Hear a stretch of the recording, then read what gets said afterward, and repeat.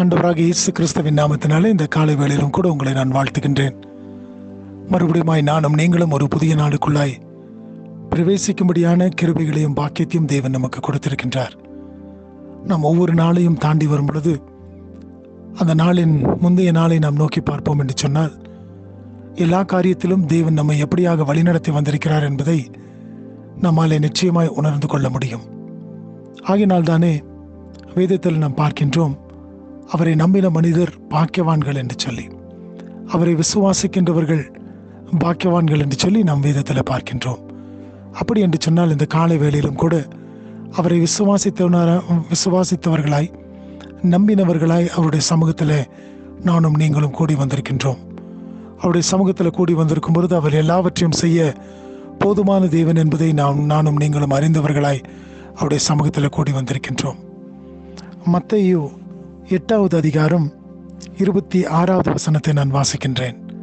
Matthew chapter 8 verse 26. அதற்கு அவர், அற்ப விசுவாசிகளே, ஏன் பயப்படுகிறீர்கள் என்று சொல்லி எழுந்து காற்றையும் கடலையும் அதட்டினார். உடனே மிகுந்த அமைதல் உண்டாயிற்று. 27வது வசனம் சொல்லுகிறது, அந்த மனுஷர்கள் ஆச்சரியப்பட்டு, இவர் எப்படிப்பட்டவரோ, காற்றும் கடலும் இவருக்கு கீழ்ப்படுகிறது என்றார்கள்.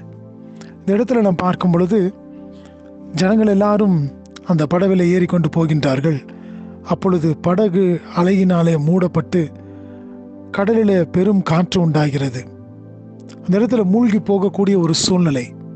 ஆனால் ஆண்டவராகிய இயேசு கிறிஸ்து அந்த படகில அவர் பிரயாணம் செய்கின்றார். அவர் நித்திரை செய்து கொண்டிருக்கின்றார். அப்பொழுதுதான் வந்து கேட்குறாங்க, நாங்கள் மடிந்து போவது உமக்கு அக்கறை இல்லையா ஆண்டவரே என்று சொல்லி. அதற்கு தான் ஆண்டவர் சொல்றாரு, அதற்கு அவர், அற்ப விசுவாசிகளே, ஏன் பயப்படுகிறீர்கள் என்று சொல்லி எழுந்து காற்றையும் கடலையும் அதட்டினார். உடனே மிகுந்த அமைதல் உண்டாயிற்றாம். இதிலிருந்து நானும் நீங்களும் என்னத்தை கற்றுக்கொள்கின்றோம் இந்த காலை வேளையில? நிச்சயமாய் நம்முடைய வாழ்க்கையிலும் நம்முடைய குடும்பங்களிலும் கூட அநேக வேளைகளிலே இப்படிப்பட்ட கடல் சீற்றத்தை போல, கடல் கொந்தளிப்பை போல படகு அமிழத்தக்கதான ஒரு சூழ்நிலை வரக்கூடியதாய் காணப்படுகிறது. அந்த வேளையில் தானே நானும் நீங்களும் என்ன செய்கின்றோம்? உலகத்தில் உள்ளவர்களை அல்லது உலகத்தின் காரியங்களை நாம் நோக்கி பார்க்கின்றவர்களாய் இருக்கின்றோம். அல்லது இப்படிப்பட்ட கேள்விகள் நம்முடைய உள்ளத்திற்குள்ளாய் எழும்பக்கூடியதாய் இருக்கிறது. என் ஆண்டவர் என்னை கைவிட்டு விட்டாரோ, அல்லது என்னை கண்ணோக்காமல் போய்விட்டாரோ என்று சொல்லி நானும் நீங்களும் அங்கலாய்க்கின்றவர்களாய் காணப்படுகின்றோம். அப்படிப்பட்ட வேளைகளிலே ஆண்டவரை பார்த்து சொல்கிறோம், ஆண்டவரே, நாங்கள் மடிந்து போகிறது உமக்கு தெரியவில்லையா என்று சொல்லி. ஏனென்றால் நம்முடைய வாழ்க்கையிலே, நம்முடைய குடும்பங்களில் அப்படிப்பட்ட பெரும் சீற்றங்கள் வரும் பொழுது நாம் பயந்து போய்விடுகின்றோம். சீஷர்களை பார்த்து ஆண்டவர் சொல்லுகின்றார், அற்ப விசுவாசிகளே, ஏன் பயப்படுகிறீர்கள் என்று சொல்லுகின்றார்.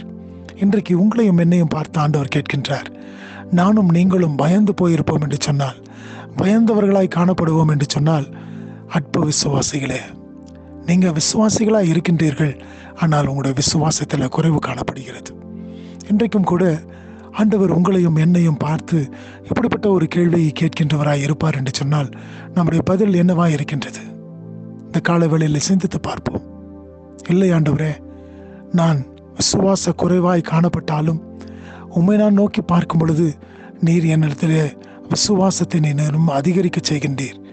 எப்படி என்று சொன்னால், என்னுடைய வாழ்க்கையில், என்னுடைய குடும்பங்களிலே செய்கின்ற அற்புத அதிசயங்கள் அதற்கு மேலாய் காணப்படுகிறது. ஆகினாலே உம்மை நான் விசுவாசிக்கிறேன் என்று சொல்லும் பொழுது ஆண்டவர் நிச்சயமாய் அவர் நம்முடைய வாழ்க்கையில் வருகின்ற காற்றையும் கடலின் சீற்றத்தையும் அவர் தாமே அமைதலாக்க அவர் போதுமான தேவனாக இருக்கின்றார்.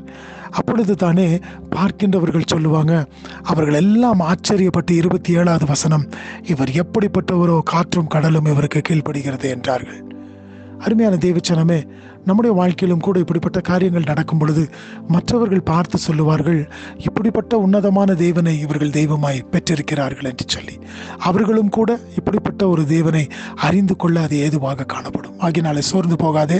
இந்த நாளிலும் கூட கர்த்தர் எல்லாவற்றையும் தம்முடைய சித்தப்படி உனக்கு நடத்தி தர அவர் போதுமானவராக இருக்கின்றார். அவரை விசுவாசிக்கும் பொழுது, அவரை நோக்கி பார்க்கும் பொழுது அவர் எல்லாவற்றையும் செய்து உன்னை வழி நடத்துவார். இந்த நாளை ஆசீர்வதித்து கொடுப்பாராக. ஆமென்.